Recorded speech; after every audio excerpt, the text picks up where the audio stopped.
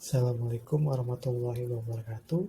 Perkenalkan, nama saya Ramadan Papua Putra, peserta pelatihan dasar CPNS Kementerian PUPR Batch 4 Kelompok 3. Pada kesempatan kali ini, saya akan sedikit berbagi pengalaman di hari keempat pelatihan dasar CPNS ini.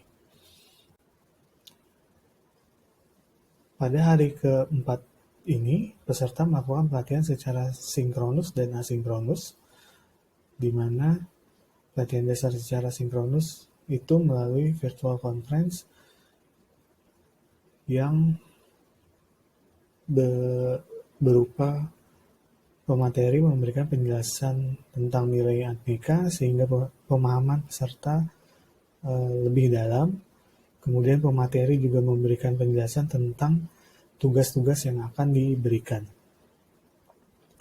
Pada pelatihan dasar secara asinkronus, peserta mengerjakan tugas individu berupa membuat personalizing values nilai-nilai aneka di instansi, serta membuat learning journal. Kemudian, peserta pelatihan juga diberikan tugas kelompok untuk mereview tokoh publik. Lalu, apa pemahaman yang didapat oleh peserta hari ini? Yang pertama adalah saya mendapatkan pemahaman lebih dalam tentang nilai-nilai aneka dari pemateri. Kemudian saya juga dapat memahami lebih dalam tentang aktualisasi atau kegiatan dari nilai aneka melalui tugas individu personalizing values. Dan yang terakhir, saya dapat mencontoh sikap dan perilaku dari tokoh publik melalui tugas kelompok review tokoh publik. Ini sekilas tentang tugas individu dari aktualisasi personalizing values, yaitu aktualisasi nilai aneka di instansi. Yang pertama itu nilai akuntabilitas, yaitu terdapat memanfaatkan logbook. Ini hanya untuk dipusdatin untuk mencatat pekerjaan yang dilakukan setiap hari, kemudian bekerja sesuai dengan waktu yang ditentukan oleh peraturan yang berlaku. Lalu yang terakhir, pemanfaatan teknologi informasi terkini untuk menunjang budaya working collaboration.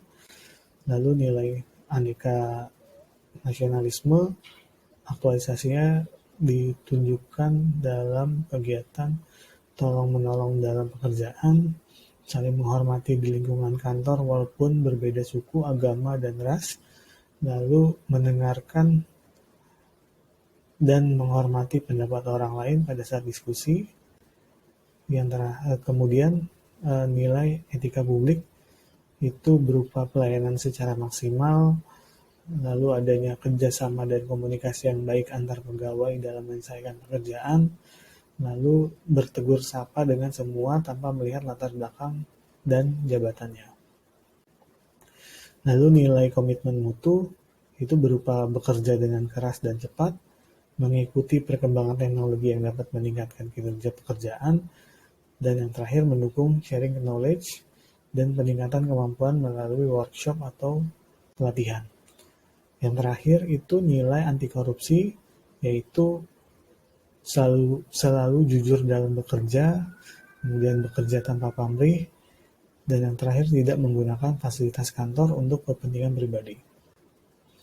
Ini sekilas tentang tugas review tokoh publik, di mana kelompok saya itu mengangkat sosok Bapak almarhum Artijo Alkostar. Beliau adalah mantan Hakim Agung Republik Indonesia serta mantan Dewan Pengawas Komisi Pemberantasan Korupsi. Bapak Artijo Alkostar ini adalah seorang pengacara, hakim, dan akademisi hukum Indonesia yang jabatannya yang pertama itu Hakim Agung, pernah sebagai Ketua Kamar Pidana Mahkamah Agung, dan yang terakhir itu anggota Dewan Pengawas KPK. Yang peserta dapat ambil dari sosok Bapak Artijo Alkostar dari nilai akuntabilitas, yang pertama itu Bapak Artijo Alkostar merupakan sosok yang terkenal jujur dan berintegritas, lalu sosok yang konsisten dalam bekerja dan patuh terhadap hukum dan peraturan, kemudian memiliki prinsip bahwa putusan hakim dalam suatu perkara harus dapat dipertanggungjawabkan.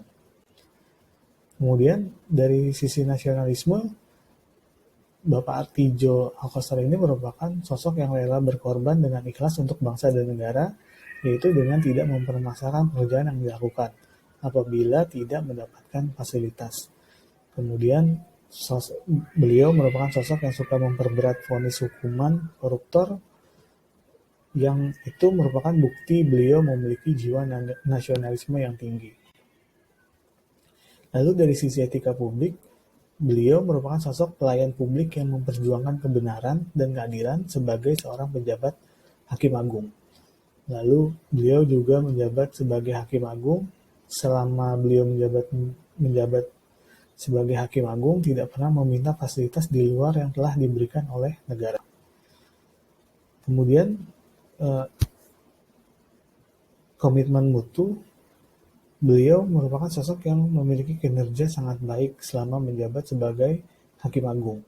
Selama 18 tahun masa kerjanya, berhasil menyelesaikan berkas peradilan di MA sebanyak 19.708 perkara, dengan rata-rata setiap tahunnya menyelesaikan 1.095 perkara. Beliau juga memiliki kemauan untuk belajar terus-menerus, dan penghasilan Artijo banyak dialokasikan untuk membeli buku, terutama literatur asing.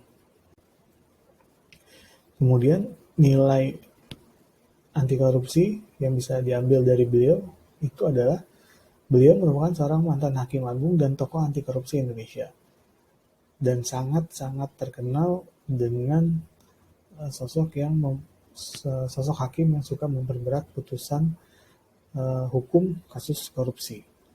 Ada quotes yang terkenal dari beliau, yaitu zero tolerance bagi koruptor. Beliau juga mengungkapkan beberapa kali menolak upaya suap kepada dirinya. Demikian learning journal saya hari ini. Apabila ada kekurangan, mohon dimaafkan. Terima kasih. Wassalamualaikum warahmatullahi wabarakatuh.